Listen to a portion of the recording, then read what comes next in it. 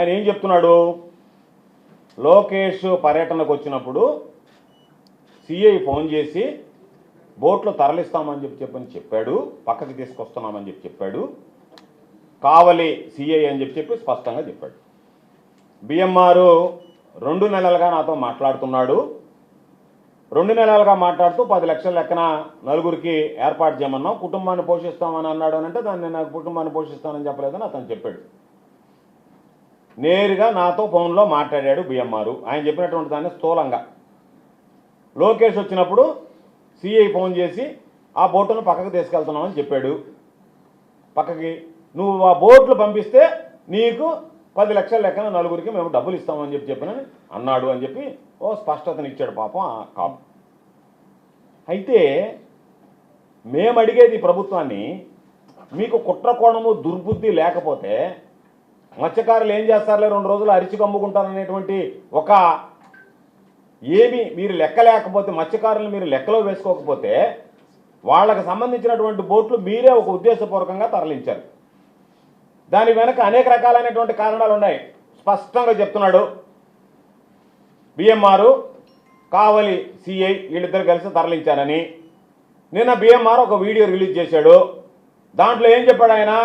ముఖ్యమంత్రిని, ప్రధానమంత్రిని, ఇక్కడ ఉన్నటువంటి బోట్లు అపహరించుకున్నటువంటి దాని మీద ప్రధానమంత్రి, కేంద్ర హోంమంత్రి అమిత్ షా, కేంద్ర మత్స్యశాఖ మంత్రి, మన రాష్ట్ర ముఖ్యమంత్రి చంద్రబాబు, అసలు దొంగలే మీరైతే ఆ దొంగల చేతనే నేను విచారణ చేస్తానని ముఖ్యమంత్రి, ప్రధానమంత్రి వాళ్ళు బళ్ళే అందరం బళ్ళే.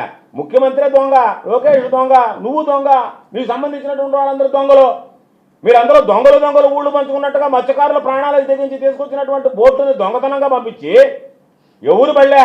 ఒక ఎస్ఐ చాలు నీ కాల్ డేటా పాప తోటయ్య కాల్ డేటా తీసి ఎన్నిసార్లు ఈ బిఎంఆర్ ఫోన్ చేశాడో చూస్తే ఆ కాల్ డేటా అర్థమైపోతుంది మీ బండారం మొత్తం. దానికి ప్రధానమంత్రి, కేంద్ర హోంమంత్రి, కేంద్ర మత్స్యశాఖ మంత్రి, మళ్ళీ ఇక్కడ ఉన్నటువంటి ముఖ్యమంత్రి, ఇంత దూరం బళ్ళా. నెల్లూరు జిల్లా ఎస్పీ గారు చాలు, ఎస్పీ గారు ఒక చిన్న ఎస్ఐకి చెప్తే ఎస్ఐ చెప్పేస్తాడు సాయంకాలానికి నువ్వు ఎన్నిసార్లు ఫోన్ చేసావు, ఎన్నిసార్లు మాట్లాడావు అని చెప్పి. దానికి అంత పెద్ద అంటే ఈయనేదో పెద్ద అసలు ఏమి సంబంధం లేనట్టు ఏంది వాళ్ళ చేత తప్పు చేయించి మత్స్యకారుల పెద్దల చేత, ఆ కాపు చేత, మరలా ఈరోజు నాకు సంబంధం లేకుండా అతనే చేశాడు అన్నట్టుగా మళ్ళీ ఇంకొక నెప వాళ్ళ మీద, ఇంకొక నింద వేస్తున్నారు వాళ్ళ మీద. వాళ్ళని ప్రలోభ పెట్టి, వాళ్ళని లోపరుచుకొని, వాళ్ళకి జగడాలు పెట్టి, మత్స్యకారులు ప్రశాంతంగా ఉండేటువంటి మత్స్యకారు ఆ గ్రామాలలో మీరు చుచ్చి రేపి మరలా ఈరోజు మాకేమి సంబంధం లేదు అని చెప్పి వాళ్ళ మీద వాళ్ళని ఉసుగొలిపేటువంటి విధంగా మీ వ్యవహారశైలి ఉంది తప్ప మీరు చేసినటువంటి తప్పును ఒప్పుకొని ఇప్పటికైనా ఏదో జరిగింది, ఆ బోట్లు మరలా తీసుకొచ్చి అక్కడ పెడతామనేటువంటి ఆలోచన చేయకపోవడం అనేటువంటిది దుర్మార్గం. ఇది ఎట్లా జరిగింది? మేము కొంత సమాచారం సేకరించాం, ఎవరి మీద నిందలు మోపాలని కాదు. మీరు చాలా రోజులుగా చంద్రబాబు నాయుడు, లోకేష్ నీకు చెప్తున్నాడు, బిఎంఆర్కి చెప్తున్నాడు, పైనుంచి తమిళనాడు ప్రభుత్వం నుంచి మాకు ఒత్తిడి ఉంది, తమిళనాడులో ఎన్నికలు వస్తున్నాయి కాబట్టి వాళ్ళు వదలమంటున్నారు, కాబట్టి ఖచ్చితంగా ఆ బోట్లు వదలాలా, ఆ బోట్లు వదలాలి అని అంటే వాళ్ళు పట్టుదలలో ఉన్నారు. మా బోట్లే మాకు కావాలా, మీరు తీసిచ్చినా మాకొద్దు, మా దగ్గర వాళ్ళు మా బోట్ని దౌర్జన్యంగా ఆపుకున్నారు కాబట్టి మాకు ప్రిస్టేజీ, మా బోట్లు మాకు తిరిగి రావాలా అని చెప్పి వాళ్ళ డిమాండ్ ఉంటే ఆ డిమాండ్కి తలొగ్గి వీళ్ళిద్దరూ కలిసి ఇక్కడికి వచ్చిన రోజు ఆయన చూసి ఇంకా వదిలిపెట్టలేదా అని చెప్పనంటే వెంటనే దానికి సంబంధించి కోలు రవీంద్ర రావడం, కలెక్టరేట్లో మీటింగ్ పెట్టడం, మమ్మల్ని తిట్టడం, దాని మీద జువలదిన ఫిషింగ్ హార్బర్ మీద మాట్లాడటం, తీరా తంతు చూస్తే ఆ బోటును ఏ విధంగా ఒడిపించాలనేటువంటి దాని మీద మీరందరూ కూర్చొని వ్యూహరచన చేసి కలెక్టరేట్ దానికి సంబంధించినటువంటి జిల్లాలో అధికారానికి సంబంధించి ఆయువు పట్టు లాంటి కలెక్టరేట్లో ఈ కుట్రకు సంబంధించినటువంటి కార్యకలాపాలు చేసి దాన్ని తీసుకెళ్ళి ఈరోజు మీరు దొంగతనంగా ఆ బోట్లన్నింటిని కూడా పంపించేటువంటి ప్రయత్నం చేశారు. అందుకనే కావలి సిఐ మీద, డిఎస్పీల మీద మాకు అనుమానం ఉంది అని చెప్పి మత్స్యకారులు మాట్లాడారు. మొన్న వచ్చినప్పుడు కూడా మత్స్యకారులు మాట్లాడారు. మాట్లాడితే ఆ సిఐ ఏమన్నాడు వాళ్ళందరి ముందు, మత్స్యకారుల ముందు, లోకేష్ వస్తున్నాడు అడ్డమని చెప్పి పక్కన పెట్టమన్నాం సార్ అన్నాడు.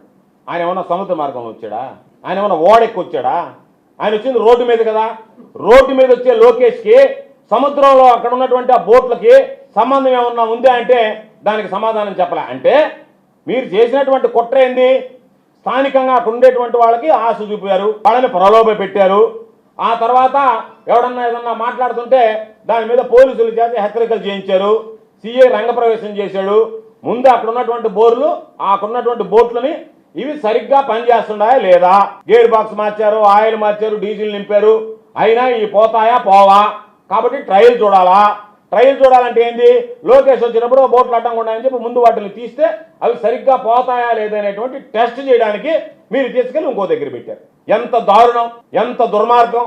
పెట్టి ఇవన్నీ సరిగ్గా ఉన్నాయి, మనం ఏ రాత్రైనా ఉడాయించవచ్చు, వెళ్ళిపోవచ్చు అని చెప్పిన వాళ్ళు నిర్ణయించుకున్న తర్వాత బోట్లకు సంబంధించినటువంటి తమిళ జాలర్లు మీరు వాటిని ఒక్క రాత్రి వీళ్ళందరినీ లోపరుచుకొని అక్కడ ఉన్నటువంటి వాచ్మెన్ల దగ్గర నుంచి కానిస్టేబుల్ వీళ్ళని మత్స్యకారులు వెళ్ళి మేము బోట్లు చూస్తామంటే మీరు రావడానికి లేదంటారా? కానిస్టేబుల్ దగ్గరుండి పోలీసులు ఆ బోట్ని వాళ్ళకి పంపిస్తారా? ఇంతకన్నా విద్యుత్ వినియోగదారులకి శుభవార్త. కరెంటు బిల్లు ఎక్కువ వస్తుంది అని బాధపడుతున్నారా? ఏసీ మరియు ఇతర ఎలక్ట్రికల్ గీజర్లు, హోమ్ అప్లయన్సెస్ వాడకంలో పొదుపు చేస్తున్నారా? ఇప్పుడే నిర్ణయం తీసుకోండి. కేంద్ర రాష్ట్ర ప్రభుత్వాలు పీఎం సూర్యగర్ పథకం ద్వారా 78,000 సబ్సిడీతో మరియు వినియోగదారులకు తక్కువ ఖర్చుతోనే బ్యాంక్ లోన్ సదుపాయం, తక్కువ 65 పైసల వడ్డీతో మీరు కట్టే కరెంటు బిల్లు బ్యాంకు ఈఎంఐ కట్టే విధంగా ప్రముఖ కంపెనీలు టాటా, అదానీ, వ్యారీ, సోలార్ 25 సంవత్సరాల కంపెనీ వారంటీతో ఉచిత డాక్యుమెంట్ ఛార్జీలతో మా సిబ్బంది ద్వారా నిర్ణీత సమయంలో సమకూర్చబడును. కనుక ప్రతి ఒక్కరూ ఈ అవకాశాన్ని సద్వినియోగం చేసుకోండి. పూర్తి వివరాలకు ఈ క్రింది నంబర్లకు సంప్రదించండి. 9985299995, 9490471476, 9177038604. టెరోసోల్ green energy solutions private limited, Andhra Pradesh అన్ని జిల్లాల్లో అందుబాటులో ఉన్నాయి.